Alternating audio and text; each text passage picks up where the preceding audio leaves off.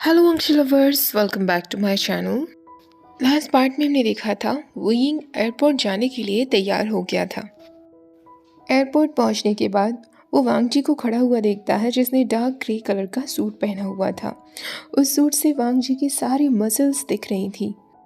कल वुयिंग और वांग जी के बीच जो भी कुछ हुआ था उसके बाद वुयिंग वांग जी का सामना करने के लिए अभी पूरी तरीके से तैयार तो नहीं था, इसलिए वो जानबूझकर स्लोली स्लोली चलता है जिससे वो वांग जी तक जल्दी से ना पहुंच जाए।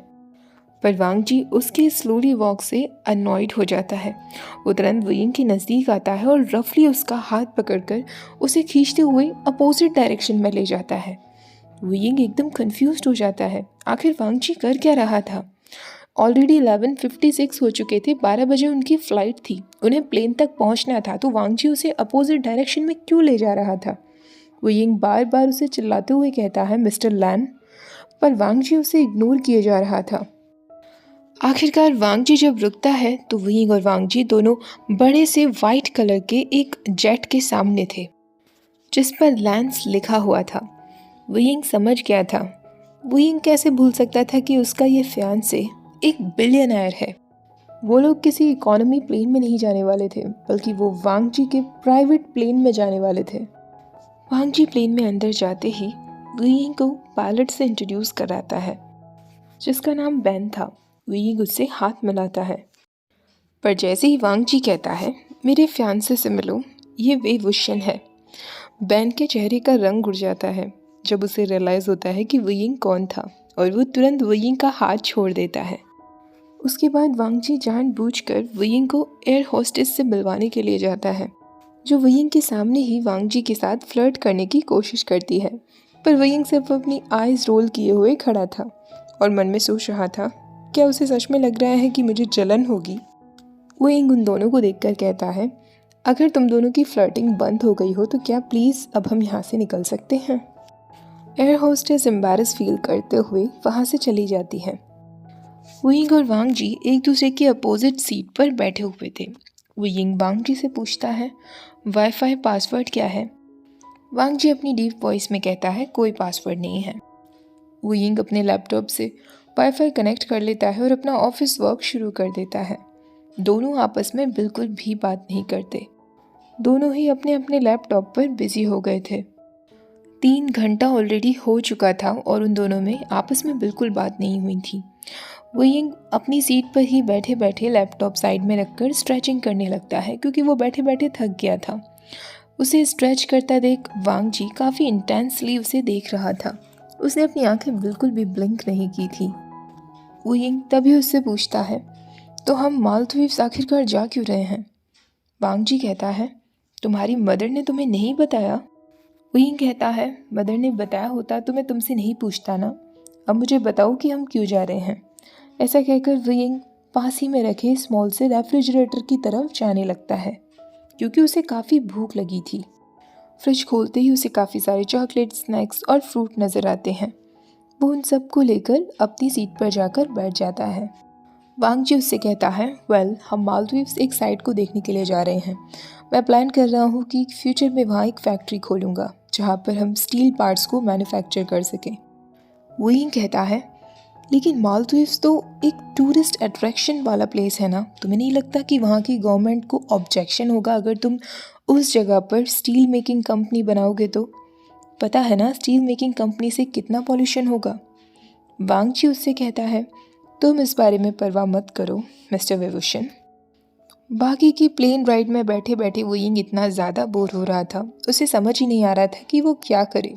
वो सोच रहा था कि काश वो अपने साथ एक बुक भी लाया होता। बैठे बैठे कब वुयिंग को नींद आ जाती है उसे पता ही नहीं चलता। वो इतनी गहरी नींद में सो गया था। जब उसकी आँख खुलती है तो वो देखता है कि वांग जी उसके नज़दीक बैठा हुआ था और वुयिंग ने अपना सिर वांग जी के कंधे पर ही रखा था। वुयिंग अपनी आईज रब करते हुए वांग जी से पूछता है, क्या हम अभी तक नहीं पहुँचे। वांग जी कहता है, हाँ पहुँच चुके हैं, अब तुम फिर से सो जाओ। वांग जी ने अपनी आर्म से वुयिंग को केयरफुली अपनी चेस्ट पर लगाए हुए था जैसे कि वो बहुत कमज़ोर हो। वुयिंग का फेस वांग जी के फेस के इतने नज़दीक था कि वो वांग जी की डार्क ब्लू आइज़ को क्लियरली देख पा रहा था। और उसका हार्ट बहुत ज़ोर ज़ोर से धड़क रहा था। वेइंग समझ नहीं पा रहा था कि आखिरकार वांग जी के इतना नज़दीक होने पर उसका दिल इतनी ज़ोर से क्यों धड़क रहा है। अगली बार जब वेइंग की आँख खुलती है तो वांग जी ने उसे गोद में उठाया हुआ था। वो लोग एरोप्लेन से बाहर आ चुके थे। वेइंग को अचानक एम्बैरेसिंग फील होता है और वो वांग जी से कहता है, मुझे नीचे उतारो, तुमने मुझे इस तरह गोद में क्यों उठा लिया? क्या तुम मुझे उठा नहीं सकते थे? वांग जी कहता है, एग्जैक्टली, मैंने तुम्हें उठा ही रखा है। वेइंग कहता है, मेरे कहने का मतलब है कि तुम्हें मुझे नींद से जगा देना चाहिए था। वांग जी उससे पूछता है, क्या तुम्हें पता है तुम्हारा वजन कितना है विभूषण? वेइंग अपनी आंखें रोल करते हुए पूछता है, क्यों? वांग जी कहता है, तुम अपनी आंखें कुछ ज़्यादा ही रोल करते हो ना। वैसे जहाँ तक मुझे लगता है तुम्हारा वज़न कम से कम 76 किलोग्राम्स के आसपास तो होगा। पर अपने वज़न को लेकर एम्बैरस फील करने की कोई ज़रूरत नहीं है, मैं तुम्हारा मजाक नहीं बना रहा हूँ। वेइंग कहता है, मुझे अपने वज़न को लेकर एम्बैरसिंग फील होता भी नहीं है मिस्टर लैन, और मेरा वज़न 76 किलोग्राम्स नहीं है बल्कि 78 किलोग्राम्स है। ऐसा कहकर वेइंग अपने ईयरफोन्स लगाता है और वांग जी को इग्नोर करते हुए आगे बढ़ जाता है। आगे उसे बैन नज़र आता है। वो बैन से पूछता है, हम कहाँ हैं बैन? बैन कहता है, हम मिस्टर लैन के आइलैंड पर हैं सर। वेइंग एक बार फिर शॉक्ड होते हुए कहता है, उसके पास खुद का आइलैंड भी है?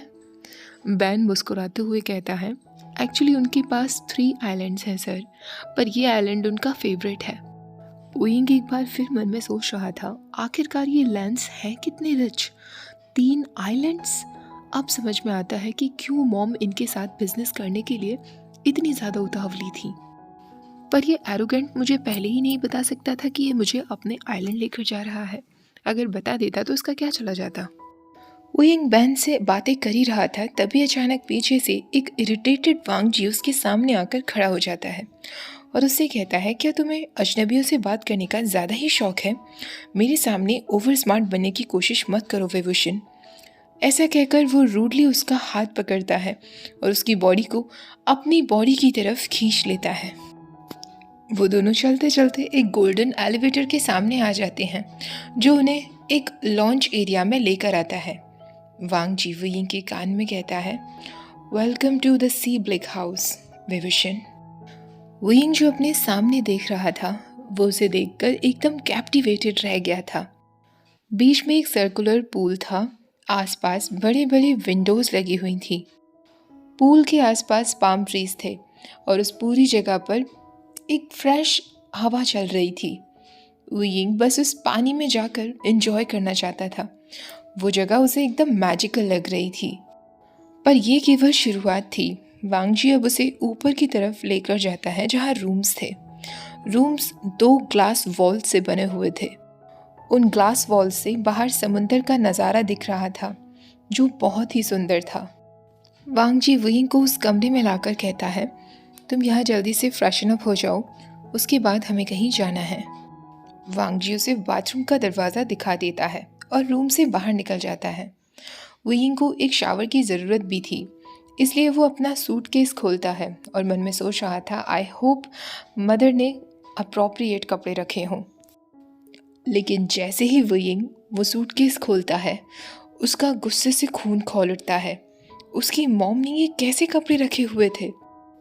उसकी माँ अच्छे से जानती थी कि वो कभी भी वी शेप अंडरवेयर्स नहीं पहनता, पर उसकी माँ ने वी शेप अंडरवेयर्स ही रखे हुए थे। वेइंग पूरा सूटकेस चेक करता है कि उसे कुछ तो डिसेंट मिल जाए जो वो पहन सके, पर उसमें कुछ भी नहीं था। अब वेइंग को और भी गुस्सा आ रहा था ये सोचकर कि वो अब नहाकर पहनेगा क्या। काफ़ी देर तक कपड़ों को चेक करने के बाद फाइनली वेइंग को ग्रीन कलर का एक कोट सेट नज़र आता है जिसमें ग्रीन कलर की शर्ट थी, साथ में नीचे ग्रीन कलर के ही शॉर्ट्स थे। वेइंग सोचता है, थैंक गॉड मैं इसे पहन सकता हूँ। उसके बाद होपफुली टाउन में जाकर अपने लिए कुछ नया खरीद लूँगा। बाथरूम में अंदर जाते ही वेइंग उस बाथरूम का मैसिव साइज देखकर एक बार फिर से शॉक्ड रह गया था। ये बाथरूम एक रूम की तरह था। बीच में एक टब था। उस टब में बैठने पर बीच का व्यू तक नज़र आ रहा था। वेइंग बस इंतज़ार कर रहा था कि कब रात हो। और वो रात को उस बाथ टब में बैठकर वहाँ का नाइट व्यू एंजॉय कर सके। नहाने के बाद और कपड़े पहनने के बाद वुयिंग अपने क्रेडिट कार्ड्स और फ़ोन लेता है और रूम से बाहर निकल जाता है। पर अब उसे ये नहीं समझ आ रहा था कि उसे किस डायरेक्शन से नीचे की तरफ जाना था। वो लेफ़्ट और राइट में बहुत कंफ्यूज्ड था। बहुत देर तक सोचने के बाद फाइनली वो राइट की तरफ जाने का डिसाइड करता है। कुछ दूरी पर आगे चलने के बाद उसके सामने एक बड़ा सा दरवाज़ा आता है। वुयिंग मन में सोच रहा था, मैं ठीक तो जा रहा हूँ ना, कहीं मैं समय बर्बाद तो नहीं कर रहा। जब लांग वांगजी मुझे अपने साथ ला रहा था तो मुझे आंख बंद करके क्यों आना था? क्या मैं ठीक से देखकर नहीं आ सकता था कि कौन सा रास्ता किस तरफ जाता है? वुयिंग फ्रस्ट्रेशन में अपनी आंखें बंद कर लेता है। कुछ सेकंड बाद अचानक से उसकी बॉडी एक मसल्ड वाइट चेस्ट से जाकर टकरा जाती है। वुयिंग को पता था कि ये कौन था। वो एक बार फिर खुद से कहता है, मैं हर बार इससे क्यों टकरा जाता हूँ। वुयिंग वांगजी से कहता है, आई एम सॉरी, और तुरंत उससे दूर हट जाता है। वांगजी भी शावर लेकर आ चुका था। उसने वाइट कलर के कॉटन शर्ट पहन ली थी और लाइट ग्रे कलर के स्वेट्स पहने हुए थे। वुयिंग एक फेक स्माइल के साथ उससे कहता है, मिस्टर लैन, प्लीज़ मुझे आगे का रास्ता दिखाइए। काफ़ी देर तक आगे चलने के बाद वुयिंग अब चलते चलते थक गया था, पर अभी तक वो लोग कहीं भी नहीं पहुंचे थे। वांगजी फाइनली एक दरवाजे के सामने रुक जाता है और एक जेंटलमैन की तरह वुयिंग के लिए वो दरवाज़ा खोलता है। दरवाज़ा खोलते ही वहाँ नीचे की तरफ सीढ़ियाँ जा रही थीं। उन सीढ़ियों को देखकर वुयिंग सोचने लगता है, अभी और चलना होगा। वुयिंग आगे की तरफ रेलिंग को पकड़े हुए जाए जा रहा था। पीछे वांगजी आ रहा था। वुयिंग इतना ज़्यादा थका हुआ था कि उसने नोटिस ही नहीं किया कि कुछ टाइम बाद जैसे जैसे वो नीचे जा रहा है, अंधेरा बढ़ता जा रहा था और उसे अपने पीछे से वांगजी के कदमों की आहट भी नहीं सुनाई दे रही थी। लास्ट स्टेप आते ही वुयिंग रुक जाता है और इंतज़ार करने लगता है कि आखिरकार लांग वांगजी कहाँ हैं। अपने आसपास वो वांगजी की हीट बिल्कुल भी फील नहीं कर पा रहा था। एकदम डेड साइलेंस हो चुका था। वुयिंग कहता है, मिस्टर लैन, पर कोई रिस्पॉन्स नहीं आता। हर जगह इतनी ज़्यादा शांति थी और अंधेरा था। वुयिंग की आवाज़ इको कर रही थी। अब वुयिंग को घबराहट होने लगती है। उसकी हार्ट बीट्स फास्ट हो गई थी। वो एक बार फिर से कहता है, मिस्टर लैन। वो मन में लांग वांगजी को गाली देने लगता है कि वो बास्टर्ड इस तरह कैसे मुझे अंधेरे डार्क रूम में अकेला छोड़कर जा सकता है। कहीं शुरुआत से ही उसका प्लान तो नहीं था मुझे इस तरह अकेला छोड़कर चले जाना। अचानक से वुयिंग को अपने पीछे से एक लाउड आवाज़ सुनाई देती है। वुयिंग तुरंत पीछे मुड़कर देखता है। वहाँ सामने वांगजी ही था, पर वुयिंग इतना ज़्यादा घबराया हुआ था कि उसकी चीख ही निकल पड़ी। वही वांगजी के दिमाग में चल रहा था। विभूषण के टायर्ड एक्सप्रेशन देखकर अलग ही मज़ा आ रहा था। मैं जानबूझकर उसे लॉन्गेस्ट वे से लेकर गया था ताकि बस मैं उसकी कंप्लेन सुन सकूं। वो जितना स्ट्रांग बनता है उतना है नहीं। पर जब मैंने उसे सच में हाँफते हुए देखा, मैं समझ चुका था कि अब मुझे उसे और टॉर्चर नहीं करना चाहिए। मैंने अपने फेवरेट रूम का दरवाज़ा उसके लिए खोल दिया और उसे अपने आगे चलने के लिए कहा। मैं नहीं चाहता था कि वो मेरे पीछे पीछे चले, क्योंकि मैं उसकी बैक साइड का व्यू अच्छे से एंजॉय करते हुए देखना चाहता था। जिस तरह वो मेरी तरफ अपनी आंखें रोल करता है, मुझे बहुत अच्छा लगता है। थैंक गॉड अब हम दोनों में उतनी आर्ग्यूमेंट नहीं हो रही जितनी पहले हुआ करती थी। आई होप वो मुझे नफ़रत नहीं करता होगा। पर पता नहीं वो क्यों मुझे मिस्टर लैन बुलाता है। क्या वो मुझे मेरे नाम से नहीं बुला सकता? डार्क रूम में नीचे जाते जाते जानबूझकर मैं वुयिंग के पीछे स्लो डाउन हो गया और एकदम क्वाइटली मैंने रेलिंग से नीचे ग्राउंड फ्लोर पर जंप लगा दी। जब तक मैं नीचे पहुंचा था, वुयिंग एक लॉस्ट पपी की तरह इधर उधर मुझे देख रहा था। मुझे नहीं पता था कि मेरा ये वाइल्ड बीस्ट एक लॉस्ट पपी भी बन सकता है। जैसे ही मैं उसके सामने गया, वुयिंग इतनी ज़ोर से चिल्लाया कि मेरी हंसी ही निकल पड़ी। वुयिंग एक एंग्री वॉइस में कहता है, what the hell is this mister Lan? वांगजी उसकी बातों को ध्यान से सुन तो रहा था, पर उसके क्वेश्चंस पर कोई ध्यान नहीं दे रहा था, क्योंकि गुस्से की वजह से वुयिंग की नोज़ और उसकी चीक्स का कलर इतना रेड हो गया था कि वांगजी बस उसके एंग्री फेस को एंजॉय कर रहा था। वांगजी को बहुत अच्छा लग रहा था कि वुयिंग की पूरी अटेंशन उसकी तरफ थी। वुयिंग इस बार कहता है, तुमने ऐसा क्यों किया लांग वांगजी? वांगजी दोनों के बीच की डिस्टेंस को कवर करते हुए कहता है, लांग वांगजी नहीं, लंजा। वुयिंग फ्रस्ट्रेटेड वॉइस में कहता है, क्या कह रहे हो तुम? वांगजी के लिए वुयिंग एक डिज़ायर बनता जा रहा था, एक ऐसा टॉक्सिक डिज़ायर जिसे वांगजी अच्छे से सेटिस्फाई कर लेना चाहता था। वांगजी फिर से वुयिंग का हाथ पकड़कर उसे अपने बहुत नज़दीक खींच लेता है। वुयिंग के पास अब और कोई चॉइस नहीं थी, उसे वांगजी की तरफ ही देखना पड़ता है। वुयिंग एक इरिटेटेड लुक के साथ वांगजी से कहता है, तुम्हें हो क्या गया है? वांगजी कहता है, फिर से मेरा नाम लो वुयिंग, मेरा नाम लो, लंजा। वांगजी अपना हेड वुयिंग के फेस के बहुत नज़दीक ले जाता है। वुयिंग की सांस एकदम उसके थ्रोट में अटक ही गई थी और वांगजी को ये रिएक्शन बहुत अच्छा लग रहा था। वांगजी वुयिंग के उन रेड लिप्स को पनिश कर लेना चाहता था। वांगजी हस्कीली उसका नाम लेता है, वुयिंग, और उसकी ईयर लोब पर किस करना शुरू कर देता है। वुयिंग एकदम अनकॉन्शियस होता जा रहा था, जैसे कि वो वांगजी के टच में खो रहा था।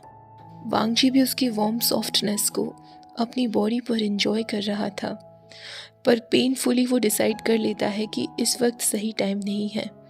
वो उसे छोड़ देता है, वरना वो अपने रिजर्वेशन के लिए लेट हो जाते, और वो नहीं चाहता था कि वुयिंग भूख से मर जाए। वो उसके कान में चुपके से कहता है, अब हमें चलना चाहिए विवुशन, हम नहीं चाहते कि हम अपने रिजर्वेशन पर लेट पहुँचे, है ना? ऐसा कहकर वो वहाँ से चला जाता है। वुयिंग फ्रस्ट्रेटेड होते हुए अपनी बॉडी उससे दूर ले जाता है और उसे मिडिल फिंगर दिखा देता है। वांगजी मुस्कुराते हुए उससे कहता है, बहुत जल्दी विवुशन, चिंता मत करो, बट फिलहाल हमें चलना चाहिए। ओके गाइस, आज का पार्ट यही ख़त्म करते हैं। आई होप आज का पार्ट आप लोगों को बहुत पसंद आया होगा। वीडियो अच्छी लगी हो तो प्लीज़ वीडियो को लाइक, शेयर और चैनल को सब्सक्राइब करना मत भूलिएगा। Thank you for watching, bye bye.